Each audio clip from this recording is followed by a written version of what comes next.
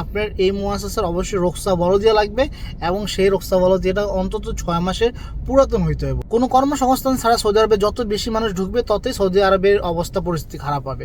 আসসালামু আলাইকুম। অতি শীঘ্রই সৌদি আরবের ভিসার পরিবর্তন আসতেছে, এই ভিডিওটা শেয়ার করবেন। এই কথাটা আমি যেটা এখন বলে রাখতেছি, দেখবেন যে কয়েকদিন পরে ইনশাল্লাহ এটাই বাস্তবায়ন হবে। অলরেডি আজকে একটা মুআসাসা আমি নোটিশ লেখা দেখছি, ভিসা ইস্যু করতে যাওয়ার পরে সাথে সাথে একটা নোটিশ শু করছে।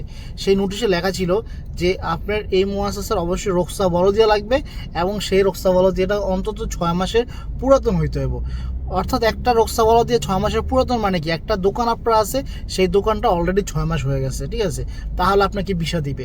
হ্যাঁ, কফালা আপনি করাইতে পারবেন এমপ্লয়ার, বাট ভিসার ক্ষেত্রে এই নোটিশটা আসছে। এই নিয়মটা যে নতুন এরকম না, আরও কিছু বছর আগেও আমরা এই সিস্টেমই ভিসাগুলো বাইরে করতাম, রোকসা বলদিয়া বাধ্যতামূলক ছিল।